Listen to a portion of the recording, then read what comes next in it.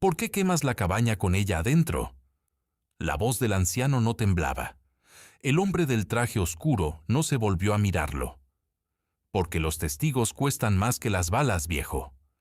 Cuéntanos aquí abajo en los comentarios cuál es tu nombre. Es un placer tenerte aquí una vez más. Da clic en el botón de like. Y si todavía no estás suscrito a este canal, este es el momento. Pulsa el botón de suscripción ahora para que ninguna historia se te escape. Vámonos con la historia. En las montañas White del territorio de Arizona, en el año de 1882, el pino no crece hacia arriba, sino hacia adentro. Echa raíces entre grietas de roca que ningún geólogo de Boston sería capaz de localizar en un mapa. Resiste nevadas que entierran el ganado hasta el lomo. Y cuando los incendios arrasan los valles bajos, el pino de esas montañas queda en pie, ennegrecido pero vivo, oliendo a resina y a tiempo.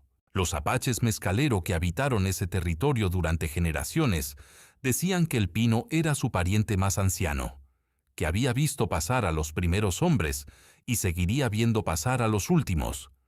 Lo trataban con la consideración que se le tiene a un abuelo. Dakota tenía 19 años y 8 meses de embarazo cuando el hombre del traje oscuro llegó a la ranchería de su pueblo. No era soldado.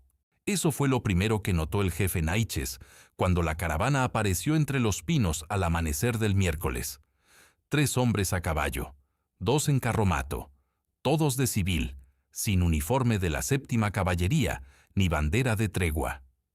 El hombre que encabezaba la columna vestía saco de paño fino, oscuro como la tierra mojada, y llevaba sombrero de copa que el viento de las montañas empujaba hacia un lado con indiferencia. Se llamaba Cornelius Aldgate. Representaba a la compañía minera Aldgate & Sons, con sede en Providence, Rhode Island, y tenía en el bolsillo interior del saco una concesión firmada por el secretario del Interior que le otorgaba derechos de extracción sobre 42,000 acres en las laderas orientales de las White Mountains. El problema, como él mismo sabía, y el secretario también, era que esas 42,000 acres no eran tierras públicas. Eran el corazón del territorio mezcalero desde tiempos anteriores a cualquier gobierno que hubiera existido en ese continente. Dakota estaba en el interior del Wikiap cuando escuchó las voces. Su nombre en apache significaba aliada, compañera, la que camina junto, y eso había sido toda su vida. Junto a su madre hasta que la fiebre se la llevó, junto a su esposo chino desde los 16 años, junto a las mujeres de la ranchería durante las pariciones colectivas de la primavera, junto a su pueblo durante cada retiro y cada regreso que la presión del ejército había impuesto sobre ellos en los últimos años. Ahora caminaba sola con su barriga enorme, porque Chino ya no estaba. Lo habían matado 2 semanas atrás, durante la evacuación forzada del campamento de verano. El teniente Morrison había llegado con 20 soldados y una orden de traslado a la reserva de San Carlos, más al sur, más árida, tierra que ningún apache reconocía como propia. Los ancianos habían protestado con la dignidad que les permitía su edad. Ese traslado viola el acuerdo de 1874, dijeron. Ese acuerdo ya no está vigente, respondió el teniente, sin mirarlos a los ojos. Chino se había puesto entre los soldados y el anciano Cla, que tenía 73 años y no podía moverse sin bastón. No blandió arma. Levantó los brazos para mostrar que no era amenaza. Un soldado de 16 años, nervioso, con el rifle cargado, lo interpretó de otra manera. El disparo sonó como un estallido de trueno entre los pinos. Chino cayó hacia atrás sobre la tierra helada. Dakota, que lo miraba desde 20 pasos de distancia, sintió que algo dentro de ella se rompía por la mitad. No el bebé, no su cuerpo, sino algo más profundo y más difícil de nombrar. El teniente Morrison ordenó a sus hombres no moverse. Miró el cuerpo de Chino. Escribió algo en su cuaderno. Luego ordenó la retirada sin dar explicación. Esa noche, el anciano Cla le dijo a Dakota que el bebé que llevaba en el vientre había pateado exactamente en el momento en que Chino cayó. «Los niños apaches saben lo que pasa en el mundo antes de nacer», dijo el anciano. «Ese hijo tuyo ya sabe quién fue su padre y por qué murió. Eso es lo más importante que puedes darle». Dakota no respondió. Permaneció sentada mirando los pinos hasta que el fuego del campamento se consumió. 2 semanas después, con el frío de marzo calando los huesos y la barriga tan grande que le costaba inclinarse para atarse las botas de cuero, Dakota estaba en el Wickiup cuando escuchó la voz de Cornelius Aldgate dirigiéndose al jefe Natchez. La voz era tranquila, casi amistosa. Hablaba en inglés con el tono de quien está acostumbrado a que el mundo le entienda sin esfuerzo. «Necesito que su gente abandone este sector de las montañas en un plazo de 4 días. Tengo concesión legal. Puedo traer al ejército si prefieren ese método, pero les ofrezco este. Váyanse con sus cosas y nadie resulta herido». Natchez respondió en apache. Dakota escuchaba desde dentro. «Estas montañas alimentaron a nuestros abuelos. Aquí están enterrados nuestros muertos. Aquí nacerán nuestros hijos. No existe papel que cambie eso». Hubo una pausa larga. Luego la voz de Aldgate, más baja. 4 días. Dakota puso las manos sobre su barriga. El bebé pateó una vez, fuerte, hacia la derecha. Ella cerró los ojos. Afuera, entre los pinos con sus raíces clavadas en la roca, comenzaba a nevar. El peligro que Dakota sentía no era el frío, aunque el frío en las White Mountains en marzo podía matar a un hombre sano en una noche sin abrigo. No era tampoco el dolor de espalda que la acompañaba desde hacía semanas, ni los calambres que a veces le doblaban las piernas sin aviso. Era algo más concreto, la certeza, construida con la precisión de quien ha visto ya demasiado, de que Aldgate no estaba solo. Que detrás de su voz amistosa y su concesión firmada, había una estructura que incluía soldados, jueces y periódicos dispuestos a publicar lo que les convenía. Que 4 días no era una advertencia, era el tiempo que necesitaba para preparar algo peor. Esa misma tarde, Dakota le pidió al anciano Kla que le enseñara el camino a la mina abandonada en la ladera norte. La que los mayores llamaban la Boca del Coyote. La que nadie visitaba desde que un corrimiento de tierra había bloqueado su entrada 3 inviernos atrás. El anciano la miró durante un momento largo. «¿Para qué necesitas saber eso, hija?» «Por si acaso», respondió ella. Y el anciano, que había visto muchas cosas en 73 años, asintió sin más preguntas. Lo que Dakota no sabía, lo que nadie en la ranchería sabía todavía, era que Cornelius Aldgate había llegado a las White Mountains 2 semanas antes de aparecer en el campamento apache.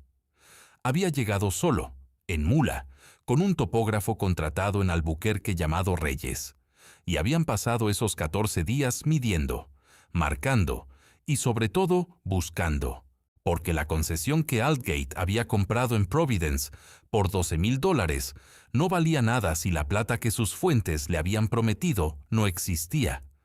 Y la plata, según el antiguo informe de un minero mexicano, muerto en 1871, estaba en las entrañas de esa ladera norte, exactamente donde los apaches habían vivido por generaciones. El problema era la mina abandonada. El corrimiento de tierra de 3 inviernos atrás no había sido completamente natural. Alguien había sellado la entrada con dinamita antes de que la nieve cubriera las huellas. Y dentro de esa mina, según el mismo informe que Aldgate había pagado para obtener, había algo más que plata. Había documentos, un diario, registros de transacciones entre el ejército y especuladores de tierra fechados entre 1877 y 1879. Nombres, cifras, órdenes escritas que nadie debería haber guardado, pero que alguien guardó, quizás por miedo, quizás por conciencia tardía, quizás simplemente porque los hombres que hacen cosas terribles a veces necesitan que alguien lo sepa. Aldgate necesitaba esos documentos antes que cualquier otra persona. y necesitaba que los apaches no estuvieran en las montañas cuando los encontrara. La noche del segundo día después de su llegada al campamento, envió a 2 de sus hombres con antorchas hacia la ranchería con instrucciones precisas. No era un ataque, era un mensaje. Dakota despertó con el olor a humo. No el humo limpio del fuego de cocina que conocía desde niña. Humo denso, con algo artificial adentro. Resina quemada mezclada con algo que raspaba la garganta. Se incorporó con dificultad. La barriga hacía cada movimiento más lento, más calculado, y salió del wickiup para encontrar que la cabaña de almacenamiento al borde del campamento ardía con una ferocidad que no era accidental. Natchez ya estaba allí, con 4 hombres, organizando una cadena de baldes hacia el arroyo. Las mujeres llevaban a los niños lejos del calor. Dakota vio que el anciano Kla intentaba alejarse del fuego por su propio pie y fue hacia él, tomándolo del brazo. Fue entonces cuando vio a Aldgate. Estaba parado entre 2 de sus hombres, a 15 metros del fuego, mirando las llamas con la expresión de quien observa un espectáculo que no le afecta. Llevaba el saco oscuro, llevaba el sombrero de copa que el viento empujaba. Y cuando Natchez se volvió hacia él con furia contenida, Aldgate abrió las manos en un gesto de inocencia que era una burla. «Accidentes pasan», dijo. «Las cabañas apaches se incendian con facilidad. Madera seca, chispas de fogón, tragedias domésticas. ¿Por qué quemas la cabaña con ella adentro?» La voz de Natchez no temblaba. Señalaba con el brazo hacia el wickiup de Dakota, a 20 metros. Las chispas alcanzaban su techo de juncos. Aldgate no se volvió a mirarlo. «Porque los testigos cuestan más que las balas, viejo». Lo dijo en voz baja. Solo Natchez y Dakota, que se había acercado con el anciano Kla del brazo, lo escucharon. Aldgate lo sabía. Probablemente contaba con ello. Lo que no contaba era que en ese momento, entre los pinos que bordeaban el campamento por el norte, un hombre con una cámara fotográfica de fuelle de cuero y placas de vidrio registraba la escena con la paciencia meticulosa de quien sabe que lo que está documentando importará más tarde. Se llamaba Thomas Egan. Había llegado a las White Mountains, comisionado por el periódico The Chicago Tribune, para documentar las condiciones de vida de los apaches mezcalero, después de que un legislador de Illinois había presentado en el Congreso una propuesta de reforma de la política de reservas. Era su tercer viaje al territorio apache en 4 años. Hablaba suficiente español para comunicarse con los mexicanos de la región y había aprendido algunas palabras en mezcalero, trabajando con un intérprete en Santa Fe. Era un hombre callado, metódico, con dedos permanentemente manchados de nitrato de plata y la costumbre de dormir con la cámara envuelta en su manta. Esa noche, desde entre los pinos, fotografió el incendio. Fotografió a Aldgate mirando las llamas. Fotografió a Natchez con el brazo extendido, señalando el wickiup de Dakota. Y fotografió